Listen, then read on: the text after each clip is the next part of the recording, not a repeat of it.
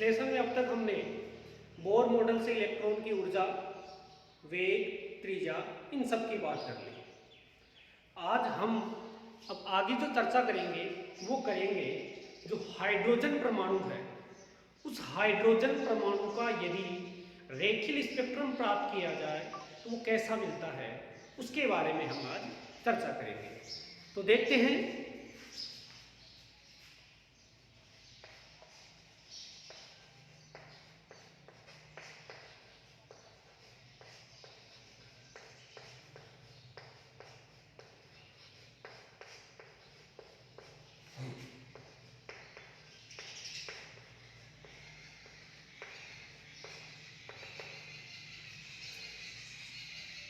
रेखीय स्पेक्ट्रम के बारे में जानना चाहिए कि रेखीय स्पेक्ट्रम होता क्या है। तो सबसे पहले हम जो बात करेंगे वो करेंगे स्पेक्ट्रम।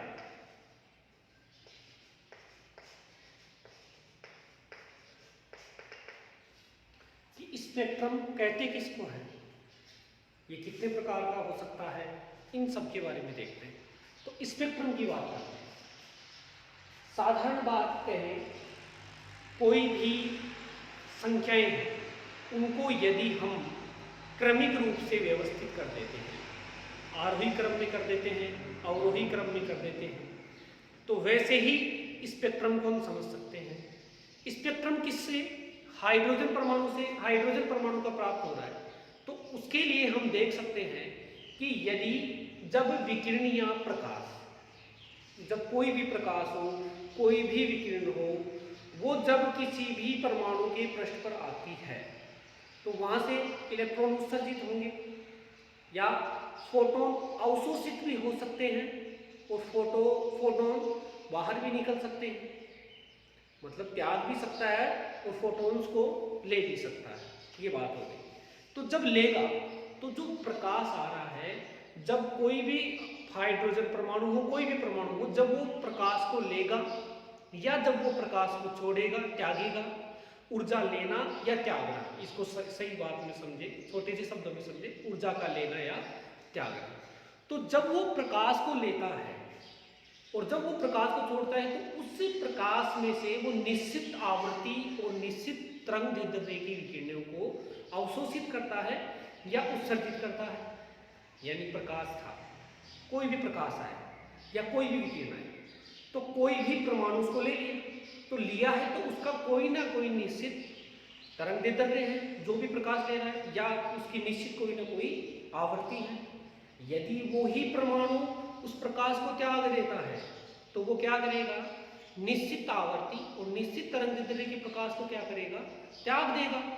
तो ये जो प्रक्रिया हो रही है उसको यदि हम क्रमिक रूप में व्यवस्थित कर ले, जैसे तरंगदैर्ध्य का प्रकाश है, कोई भी तरंगदैर्ध्य का 1000 एंगस्ट्रॉम का आया, फिर 2000 एंगस्ट्रॉम, 3000 एंगस्ट्रॉम, तो हमने इनको क्रम से रख दिया, ये 1000 एंगस्ट्रॉम, 2000, 3000, 4000, 5000। तो इनको जब हम क्रमिक रूप से व्यवस्थित कर देते हैं तो उसको ही क्या कहा जाता है? स्पेक्ट्रम कहा जाता है। तो देखो,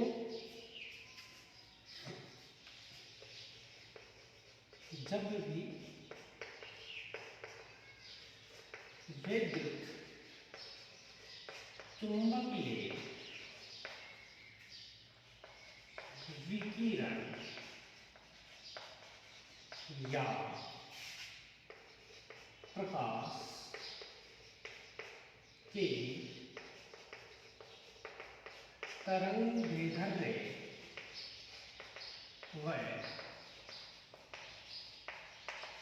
आवृत्ति को बढ़ते या घटते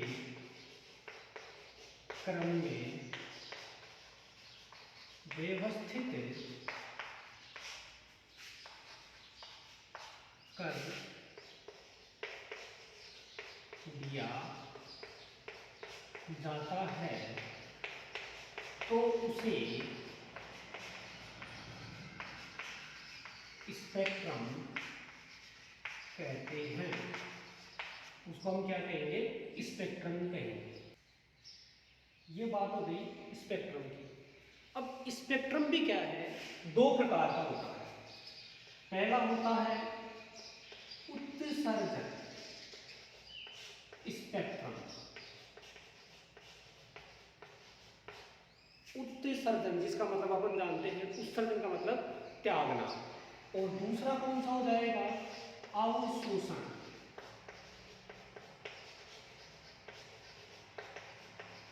अवशोषण स्पेक्ट्रम। पहला हो गया उत्सर्जन स्पेक्ट्रम, अवशोषण स्पेक्ट्रम। तो उत्सर्जन स्पेक्ट्रम क्या होता है, अवशोषण स्पेक्ट्रम क्या होता है, देखते हैं, इसके बारे में हम समझते हैं। देखो, हमने पढ़ लिया कि ये कोई नाभिक है, कोई परमाणु है, उसका ये क्या है, नाभिक। हाइड्रोजन है तो हाइड्रोजन की परमाणु का नाभिक है। इसके बाहर कक्षाएं बनी होती है जिनकी ऊर्जाओं के बारे में हमने अध्ययन कर लिया। पहली कक्षा की ऊर्जा कितनी होती है, दूसरी की कक्षा की कितनी होती है, इसको हमने मान लिया N1, ये कक्षा हो गई N2। देखो, यहां कोई इलेक्ट्रॉन है, कोई भी इलेक्ट्रॉन बैठा है, ये जहां इलेक्ट्रॉन प्रारंभिक स्थिति में होता है उसको बोलते हैं मूल ऊर्जा स्तर। कहने का मतलब ये इलेक्ट्रॉन यहीं रहना चाहता है, ये इसकी मूल कक्षा है, लेकिन हम इसकी कक्षा को बदल भी सकते हैं। कैसे बदलेंगे, इलेक्ट्रॉन यहां रहना चाहता है, वो कहीं नहीं जाना चाहता, लेकिन हमने क्या कर लिया, इसके साथ छेड़छाड़ कर दी। क्या कर दी, छेड़छाड़। कैसे, इसको ऊर्जा दे दी, बाहर से अपन ने क्या कर दी, ऊर्जा दे दी। और हम अगर इसको ऊर्जा दे देंगे तो ये इलेक्ट्रॉन अपनी कक्षा को छोड़कर ऊपर वाली कक्षा में चला जाएगा, यानी ये इलेक्ट्रॉन यहां आ गया। अब ऊर्जा दी हमने, यहां से क्या दी, कोई भी ऊर्जा दी, उस ऊर्जा को अवशोषित किया और कहां पहुंच गया, दूसरी कक्षा, तीसरी में भी जा सकता है। तो इसने अपनी जो कक्षा थी उसको छोड़ दिया, दूसरी कक्षा में चला गया, लेकिन वो वहां जाने के बाद देखता है कि ये मेरी मूल अवस्था नहीं है, यहां मैं रहूंगा तो मेरा अस्तित्व खत्म हो जाएगा, मैं यहां नहीं रह सकता, मुझे तो मेरी ही कक्षा में जाना है। तो जब वो अपनी मूल कक्षा को छोड़ के दूसरी कक्षा में चला गया तो वो वापस कहाँ आ जाएगा, अपनी मूल कक्षा में, क्योंकि वो वहां स्थायी नहीं है। वो क्या करेगा, मूल कक्षा में आने की कोशिश करेगा, और वो यहाँ कितने टाइम रुकता है, केवल 10⁻⁻8 सेकंड के लिए ही रुकता है दूसरी कक्षा में, और पुनः क्या हो जाता है, अपनी मूल कक्षा में वापस आ जाता है। तो पहली कक्षा को छोड़ के दूसरी में गया, तब तो क्या करना पड़ेगा, अवशोषण करना पड़ेगा ऊर्जा का। और जब वो वापस उसको छोड़ के आ रहा है तो क्या करना पड़ेगा, कि यहाँ दूसरी कक्षा से पहले में आ रहा है तो ऊर्जा को क्या करना पड़ेगा, त्यागना पड़ेगा। क्या हुआ, यहाँ क्या हुआ, इलेक्ट्रॉन मूल कक्षा में था, ऊर्जा दे दी, जोश आ गया, बढ़ गया पावर, जोश ही जोश में क्या करने लग गया, दूसरी कक्षा में चला गया। वहां जाके देखा कि यहाँ तो ऊर्जा, ये तो यहाँ मेरे से भी ज्यादा जोशीले बैठे, इनको छोड़ो, मैं यहाँ नहीं रह सकता। वो क्या करेगा, छोड़ देगा, वापस कहाँ जाएगा, अपनी प्रारंभिक स्थिति पे। तो पहली मूल अवस्था से दूसरी में गया तो ऊर्जा को अवशोषित किया, दूसरी से वापस पहले में आया, ऊर्जा को क्या किया, उत्सर्जित किया।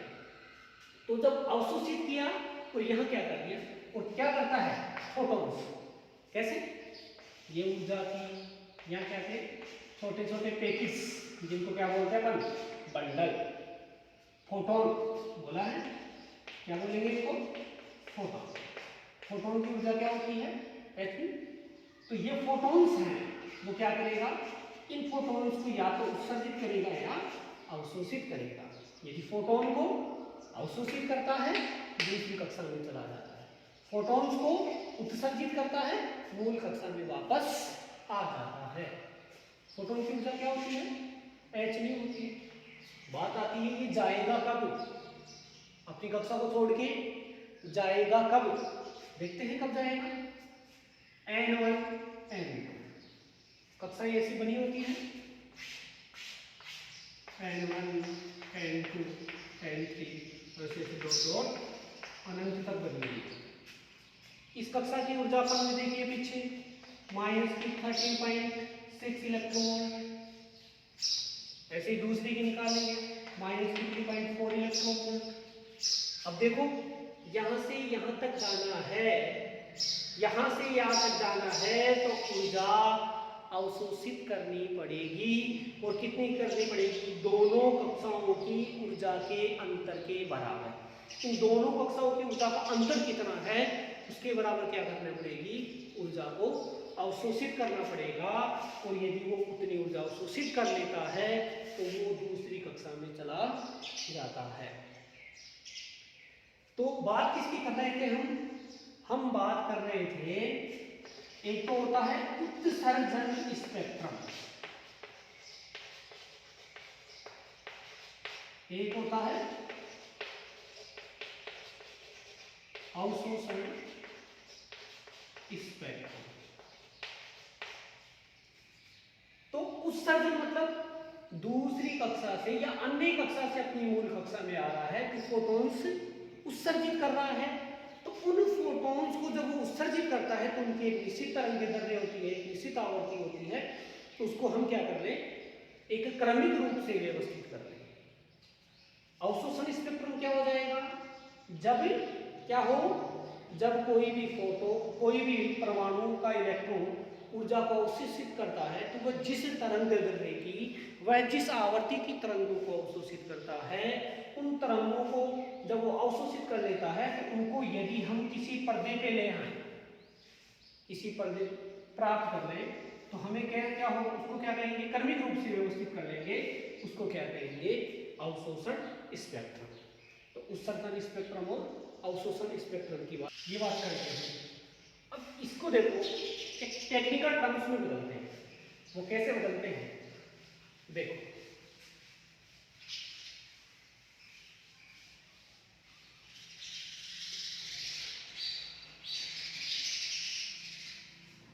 हम एक बात सोच रहे हैं कि इलेक्ट्रॉन को ऊर्जा कितनी दे जो दूसरी कक्षा में चला जाए, या इलेक्ट्रॉन कितनी ऊर्जा त्यागे कि वापस मूल कक्षा में आ जाए।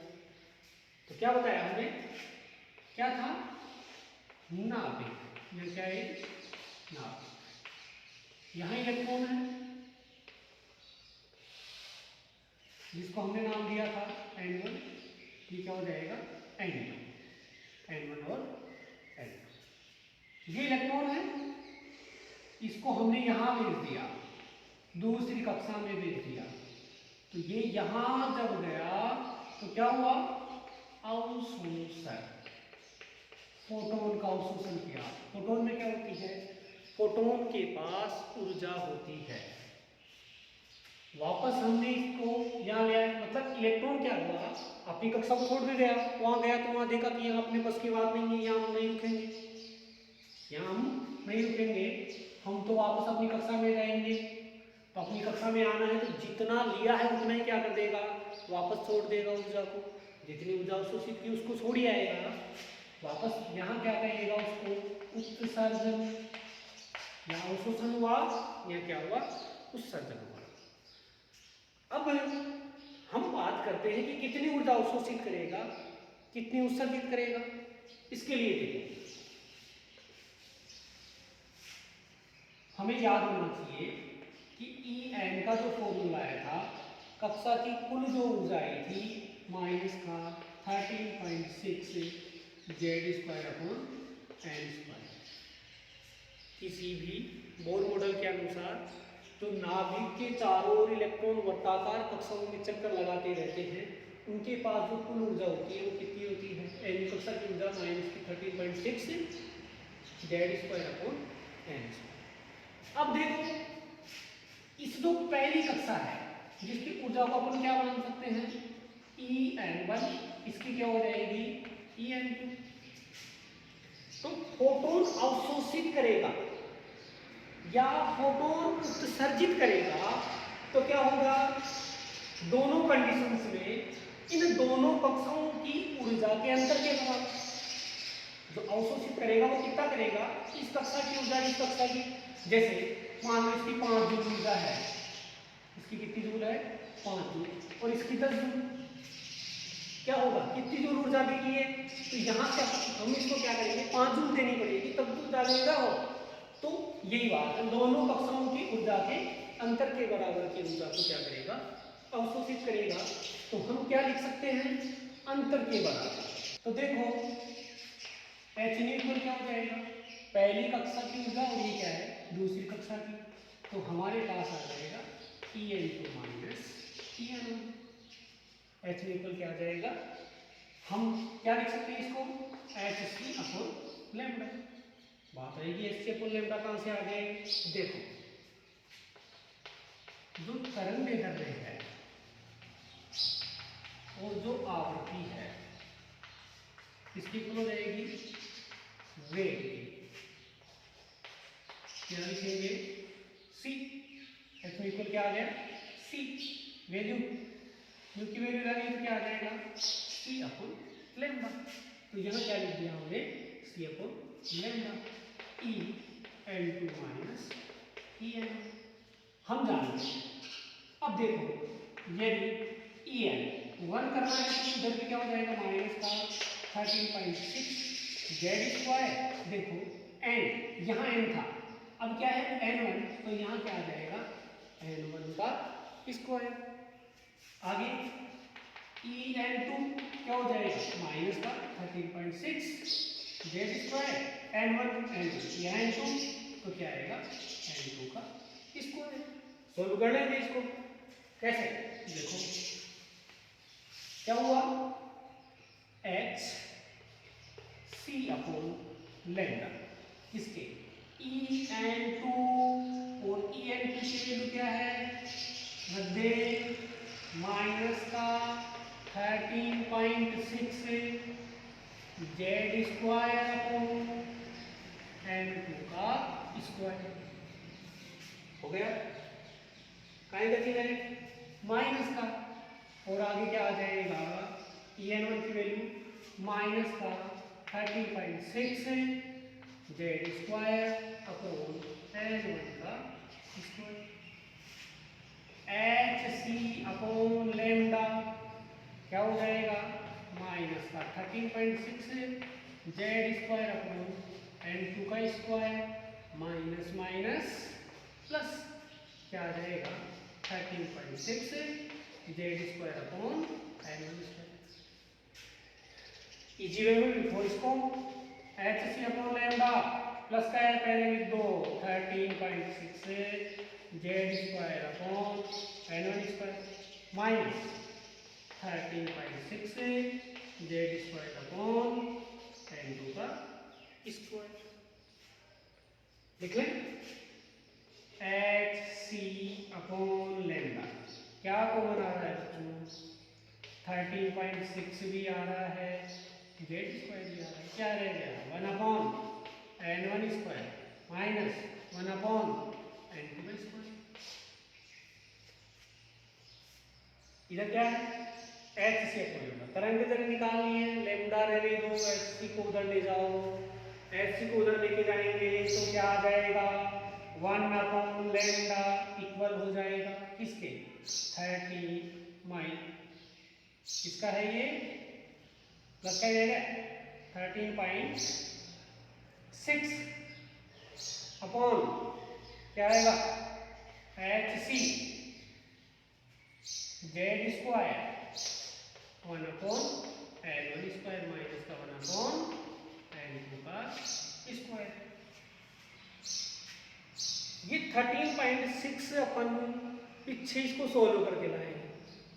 ये वैल्यू हमने जो फॉर्मूला आया था ऊर्जा का वहां वैल्यूज रखी थी तब आया था। यदि कुछ ऐसा यहाँ भी कर ले, क्योंकि h है प्लांक नियतांक, c है प्रकाश का वेग, इन दोनों की वैल्यू रख दे, या हम जब इन दोनों की वैल्यू रख देते हैं तो 1 अपॉन लैम्डा इसके इक्वल हो जाएगा। देखो 13.6 है, h की वैल्यू रख दो, c की वैल्यू रख दो, जब हम इसको सोल्व कर लेते हैं, इस वैल्यू को यहाँ रख देते हैं, सोल्व करते हैं, तो हमारे पास आ जाता है 1.097 इंटू 10⁻7। क्या आ जाएगा हमारे पास यहाँ 1.097 इंटू 10⁻7। सोल्व ये किया है, क्या रह गया Z square 1/n1 square minus का 1/n2 का स्क्वायर। जो बच्चों हमारे पास ये वैल्यू आई है कौन सी 1.097, इसको बोलते हैं आर रीडवर्ग नियतांक। किसकी वैल्यू है रीडवर्ग नियतांक। ये वैल्यू हो गए हमारे पास रीडवर्ग नियतांक की। तो रीडवर्ग नियतांक की वैल्यू क्या होती है 1.097 इंटू 10⁻7। तो 1/λ की वैल्यू क्या आई 1.097 into 10⁻7 Z square 1/n1 minus n1 का स्क्वायर माइनस 1/n2 का स्क्वायर। ये लैम्डा है। अब बात है कि लैम्डा क्यों निकालें। ये निकाले क्यों है कि प्रकाश को अवशोषित करता है तो कितनी तरंगे दैर्ध्य चाहिए, उत्सर्जित करता है तो कितनी तरंगे दैर्ध्य का कर रहा है, उन सब की वैल्यूज निकालने के लिए, उस तरंगे दैर्ध्य की वैल्यू निकालने के लिए लैम्डा की वैल्यू पुट की अपन ने। तो ये रीडवर्ग नियतांक की वैल्यू याद रखना, इसको उतार लो यहाँ तक ऐसे कैसे। हमने क्या देख ली, हमने लैम्डा की वैल्यू देख ली, लैम्डा को कैसे निकालना है, कैसे सॉल्व करना है। वो क्या आया था 1/λ इक्वल होता है are Z square 1/n1 minus 1/n2 का स्क्वायर। ये फॉर्मूला अपन ने निकाल लिया। अब देख आर क्या है, आर है 1.097 इंटू 10⁻7। ये कैसे लेके आए हम, ये लेके आए थे माइनस का, ये लेके आए थे 13.6/hc। यहाँ इन सब की वैल्यू को रखा, सोल्व किया, क्या आया 1.097 इंटू 10⁻7। ये निकाल। अब देखो ये श्रेणियां कैसे प्राप्त होती है, उन सब के बारे में। ये कक्षाएं हैं,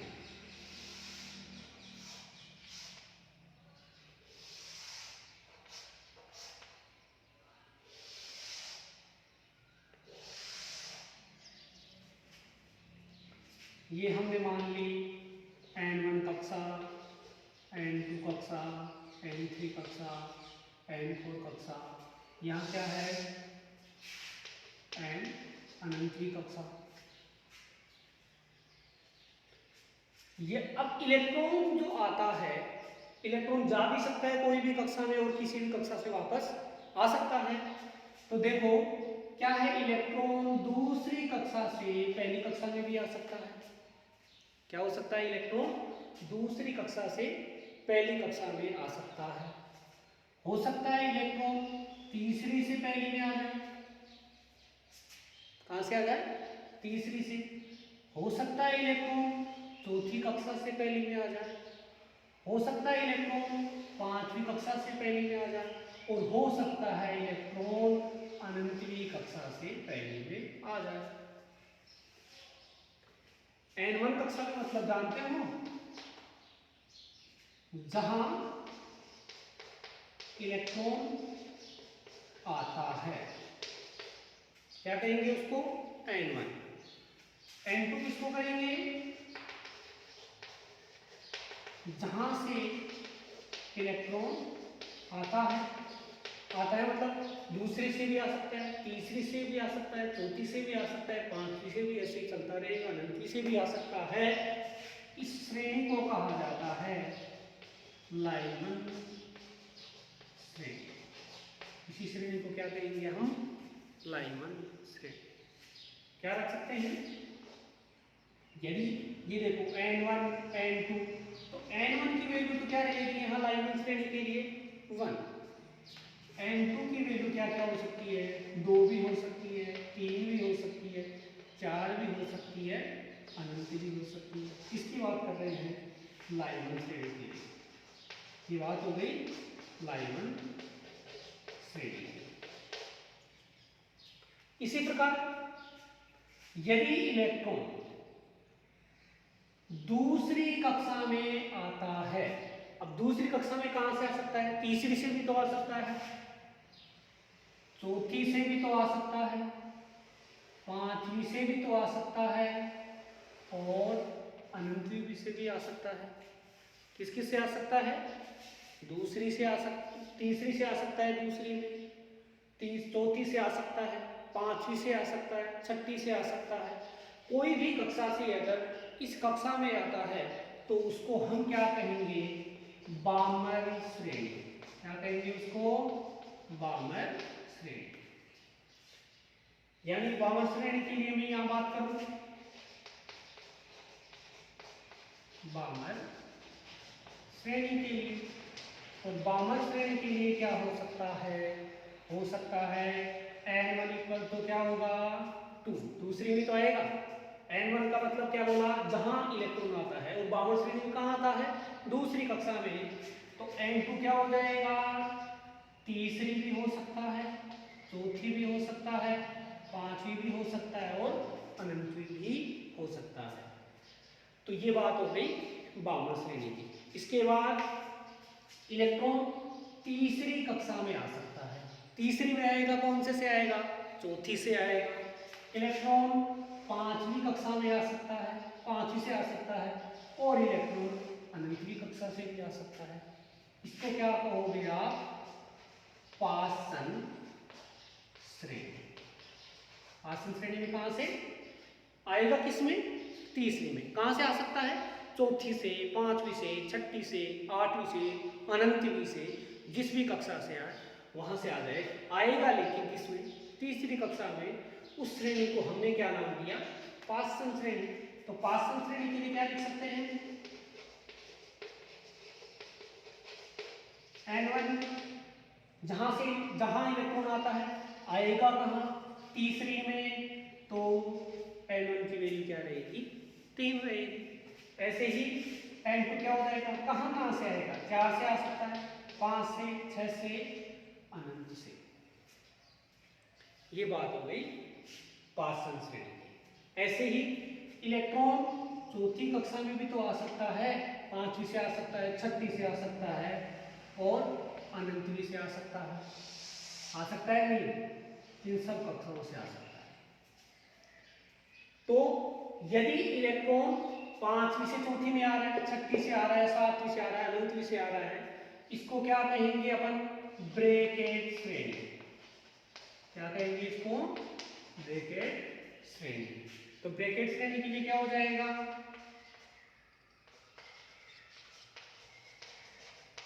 क्या आएगा? n1 जिसमें आएगा किसमें? चौथी में।